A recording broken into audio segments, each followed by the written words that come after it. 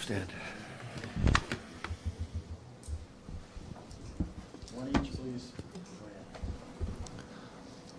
Rick, how effective was your group in executing the adjustments you put in place for Game 2? We were better. Yeah, we were a lot better in certain areas. We had some lapses, certainly at the end of the second there, that kind of caught up to us a little bit. But you know, we had the start we really wanted. Then they got their power play and they kind of finished up strong in the first. But for the most part, it was a lot better in areas, and there's still improvement to be made in other areas. That 6-minute stretch you talk about, Hellbuck whiffs on one a little bit, and then you guys forget about the guy coming out of the penalty box.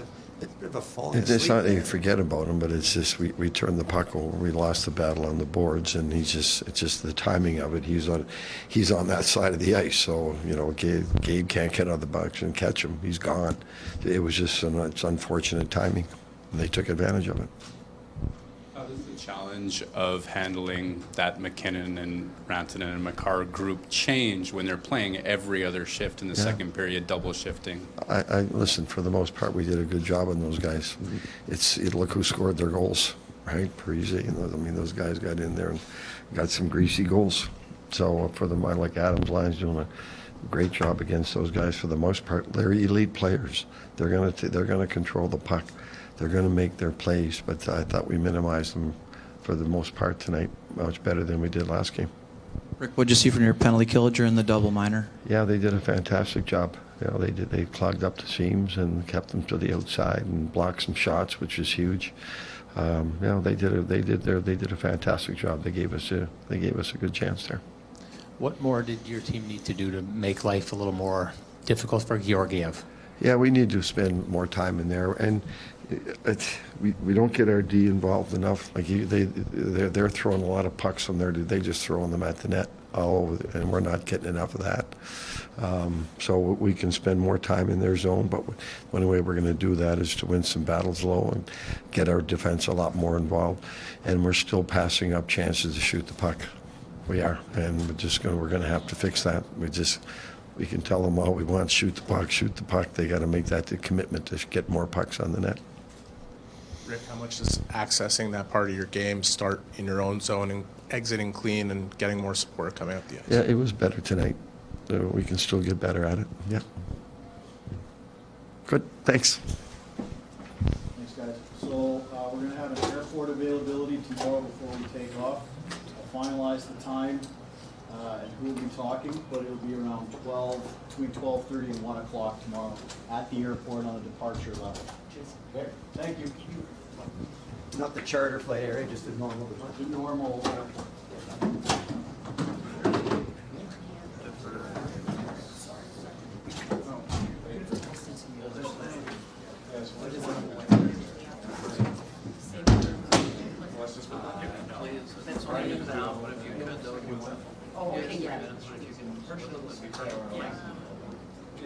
Mike is just starting Connor, so maybe start that long. But if one of you wants to do Rick, one of you wants to do Mike with Kyle. Carter's the second player, so I don't know if he's hoping or not. You were in a McKinnon in the room, right? Okay, and I was in and I was in Jacob. Oh. Yeah, I can do. Yeah. How about the Bednar? Okay. For which one? You want to do 3 seconds? Yeah, okay. Right, not that one, yeah. I can help you. Between the yesterday. Yeah.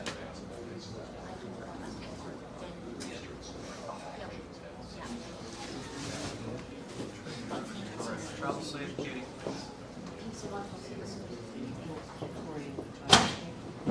Oh, for sure, yeah. I have a rabbit.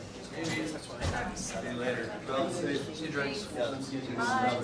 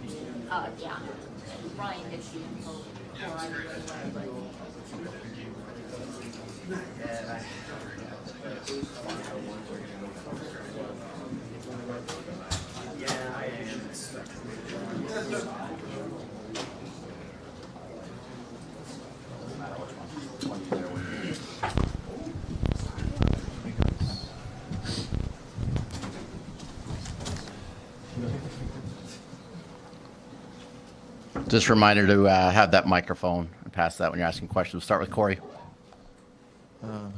Alexander, just what was this experience like tonight after the past couple days? Super fun. I tried to imagine that feeling, winning the first game of the series for us, and trust the game and enjoy the atmosphere, and try to approach it as a new game. Definitely after the last one. Jesse. Josh, you told us yesterday, that you felt you had a pretty good game one, but you made some mistakes, and that you needed to get back to your defense. The offense will come from there. I imagine a breakaway out of the box isn't exactly what you meant, but how good did that one feel?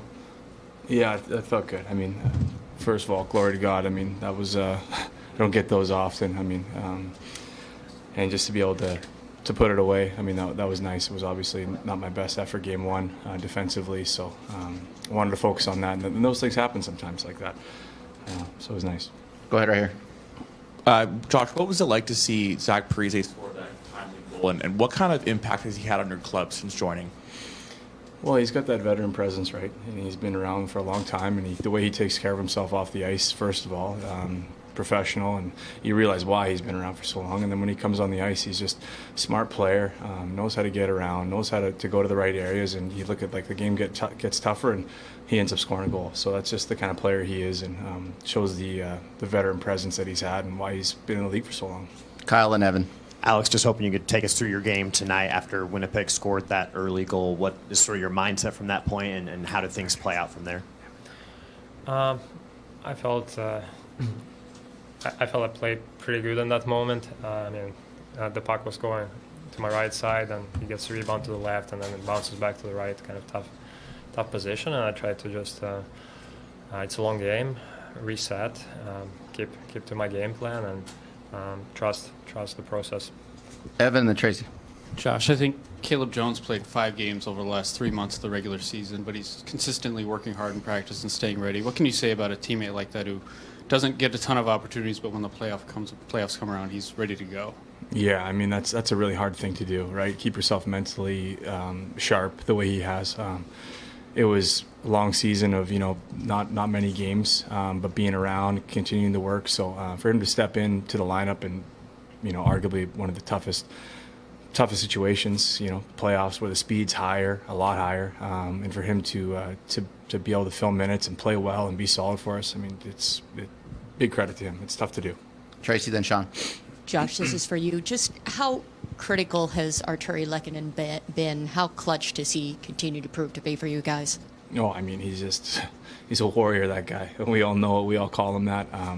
Goes to the hard areas, plays that tough style game, forechecks hard, blocks shots, goes to the hard areas, does exactly what we need to do in playoffs. And I think that's why you see all the success he's had in the playoffs, because his game flourishes. Go ahead, Sean.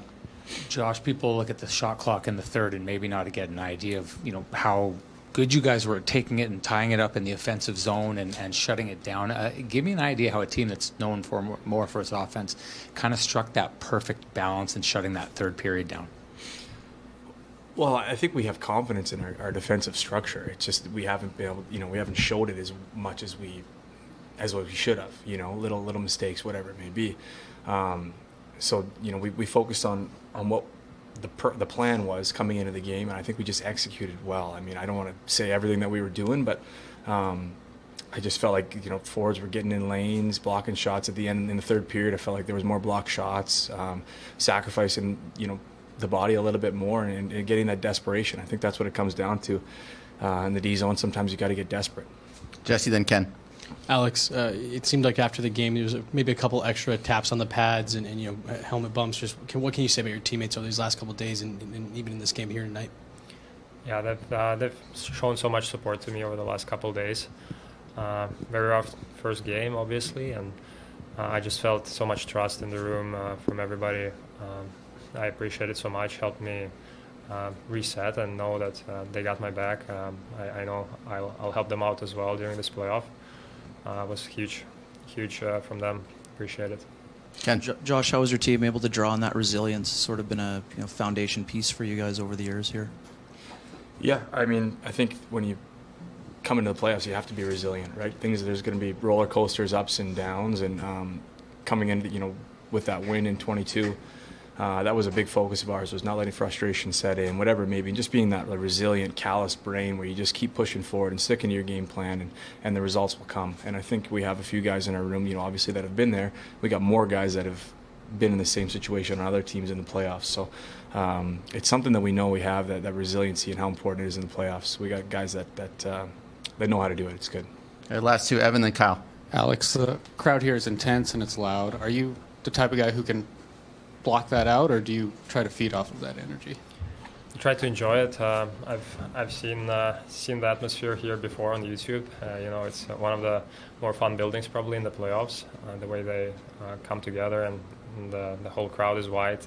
Super fun, even though I don't really focus on them, but you feel the energy, you feel the atmosphere, you feel how important it is and how much fun those games are. Kyle. And Alex, you mentioned that you visualized what it would be like to have that feeling to win the first game in this series. Did you do anything else to sort of just get your head clear coming into tonight? Yeah, a little different routine, little less shots in the morning skate. Tried to save the energy and save the focus for the evening, I would say, and just get into the positive mindset. Like I said, the guys helped me out so much in that.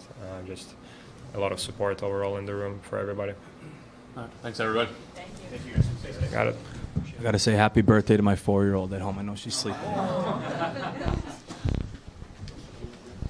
Coach will be up next, guys.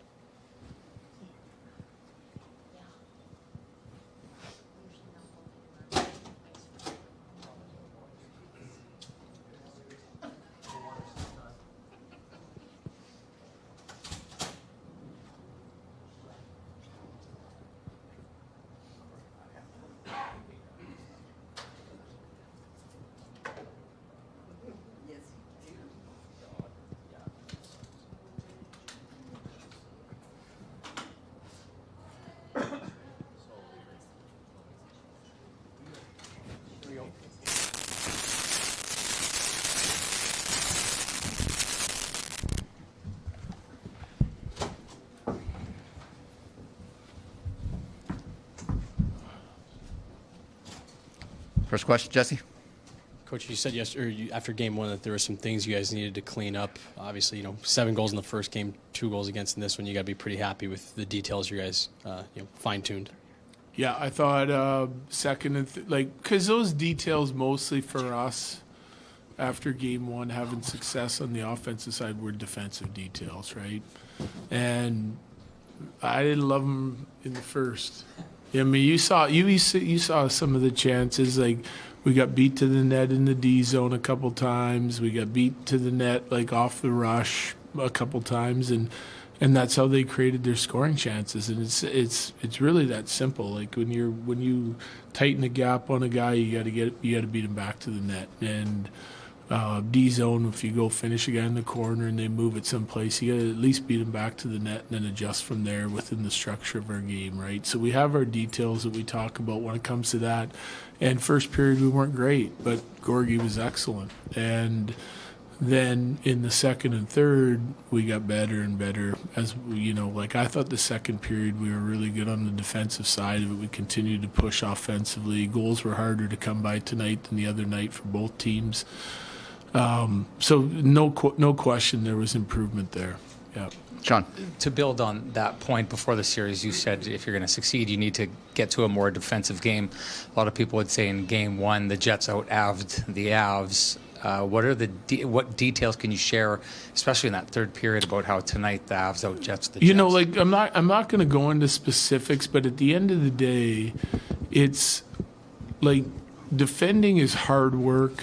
It's commitment. It's like they know us and we know them, right? So like there's certain things that regardless of who you're playing, like a couple of the things I just touched on, getting beat back to the net, making sure we're physical enough, that we're winning enough races, enough battles,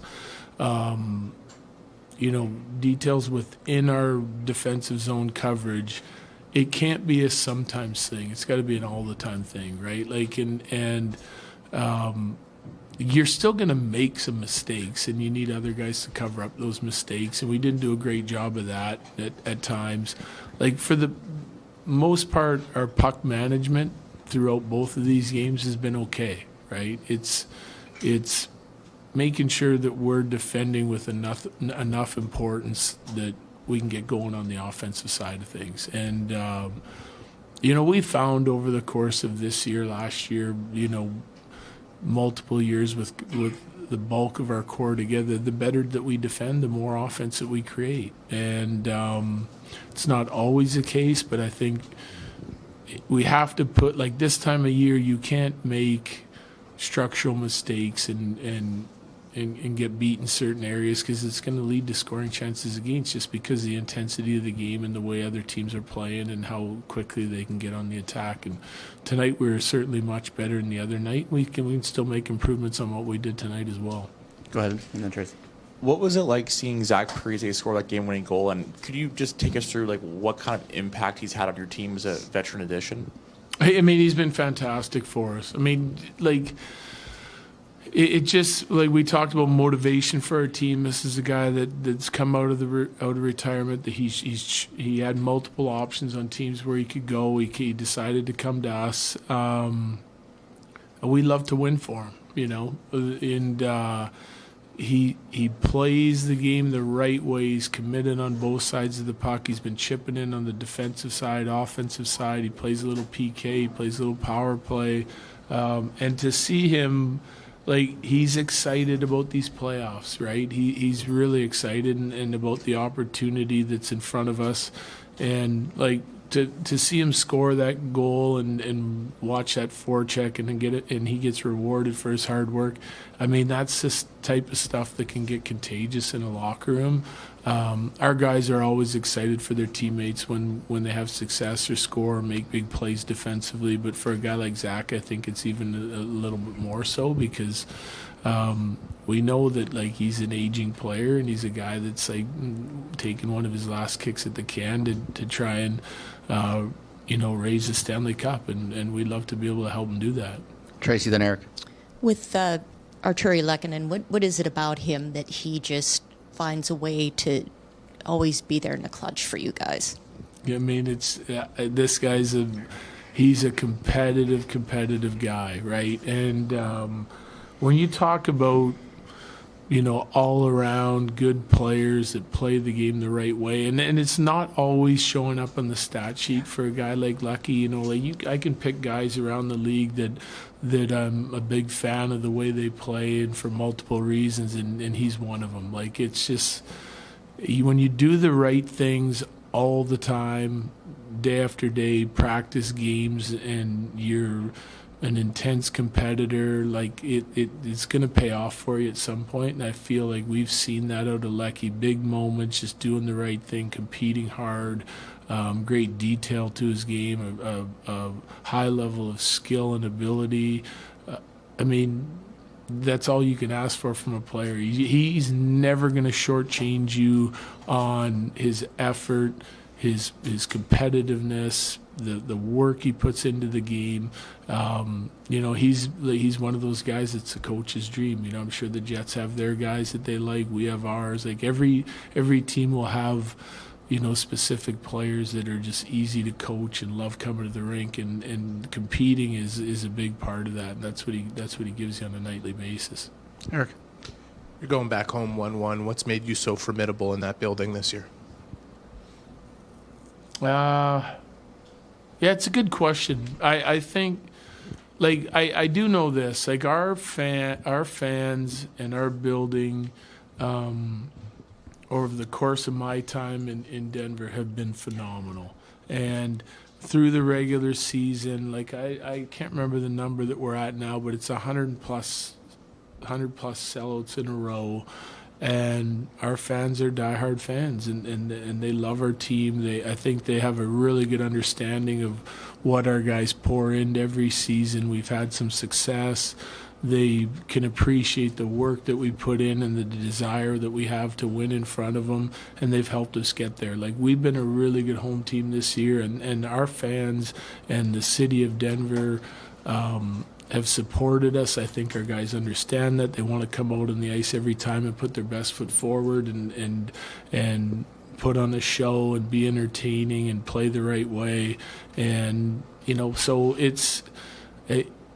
besides, like, just being at home and having the rest that you want and being at home with your families and friends and enjoying the city of Denver, it's a little bit more than that because of the support we get. And I think our guys really understand that truly deeply in their heart, that we have to put our best foot forward and reward our fans for supporting us. And they've done a nice job of it. And I think the city recognizes that. So it's a fun place to play. And this was a great environment, like one of the best I've been in. And I know our building's going to be rocking when we get back home. Judy, then Evan.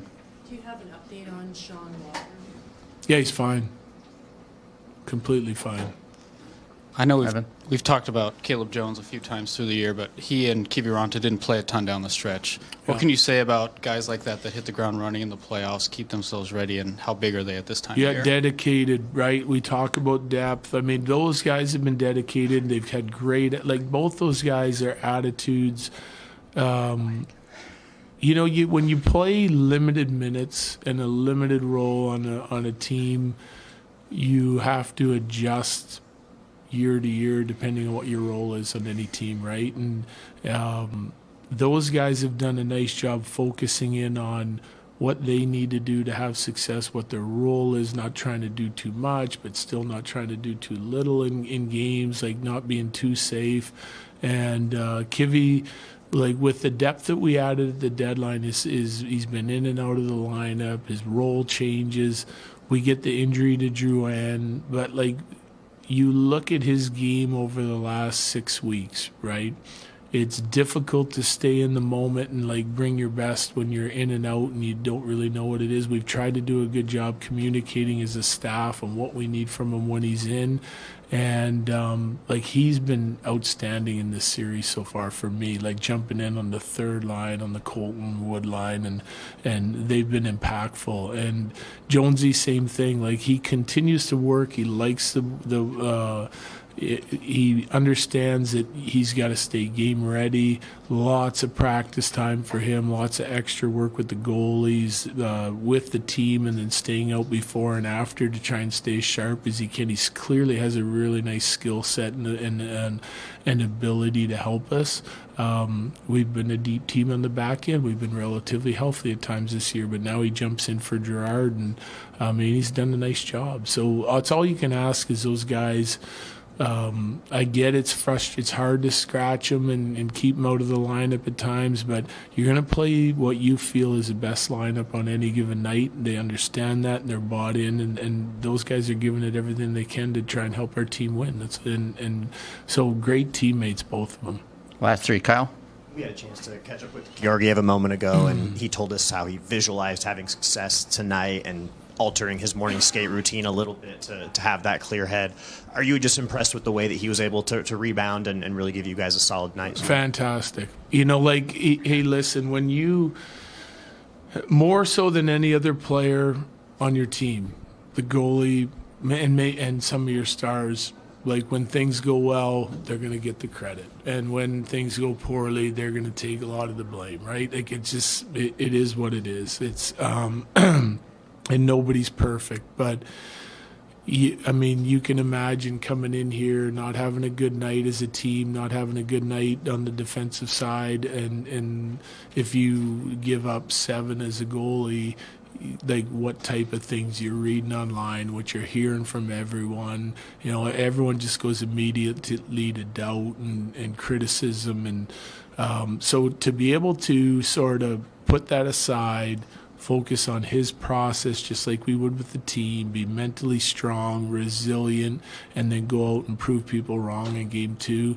that's a tough job to do, because you are the last line of defense. You are who are every 50% of the questions I've had over the last 3 days through 3 media availabilities are going to be about Gorgie, right? But to be able to fight through that, get focused in on what he needs to do, I thought he was outstanding, and he deserves all the credit, because our team was better, but it wasn't that much better. But he was much better, and he gave us a chance to win, and we did win, and now we got to go repeat it, you know. And we still feel like, whether it's Gorgie, our team, whatever, we're going to push to try and be as close to perfect as possible without being uptight about it, right? Like, being able to move on after mistakes and keep playing. Because, again, the only score that matters is the one at the end of the game, and I think he really kind of was able to put that early goal behind him, stay focused on what he needed to do. I give him all the credit in the world. That's not easy, and our team's in full support of what he's capable of doing and what we think he can do. Finish with Megan. What is the relationship between how your team defends within their structure and when Georgiev's seeing the puck well and swallowing pucks? Do you ever see them stray from their structure or overcompensate in any way? No, I don't. And we don't want them to. Like, I've read things online. Everyone's like, oh, the Avs got to adjust. They got to pack it in. They got to do this and that. Like, we're not going to adjust our entire game plan, like, based on if Gorgie's playing well or not well, right? Like, he has a job to do. We have a job to do. Like, we're not changing. We'll tweak things based on what the Jets are doing and what we feel are important, but we're not going to change it for someone in our lineup, right? Like, if Gorgie couldn't do the job, then we'll put the next guy in and see if he can. Like, this isn't a time when you play 82 games all year and you've had success and you've won 50 games to all of a sudden just change what you do because of one player, right? Like people that say that online or whatever, like, to me, is just, it's not realistic. And we know he can do it. He led the league in wins this year. So that's what we go with. We help him try and be better, give him a clearer picture on what we're going to do, and our D has to tighten up, and our team has to tighten up in front of him to make sure we're not giving up the scoring chances that we did. Like, some of the games where he gets criticized, I can go through those goals against and say, you know, how are you going to blame him, you know? Would I like to see him come up with a couple saves here and there? Yeah. But at the end of the day, they're all earned goals. They're things that we could have done better in front of them, right? And when we play better and better, as we did through the second and third period on the defensive side, he's making the saves he's supposed to make. So it's not an individual game. This is a team game, and I think our guys understand that. I think Gorgie understands that. We're still going to push to be better as individuals and as a team, but we'll also win and lose as a team. That's just the way it is. Thank you, Jared. Yep, thank you.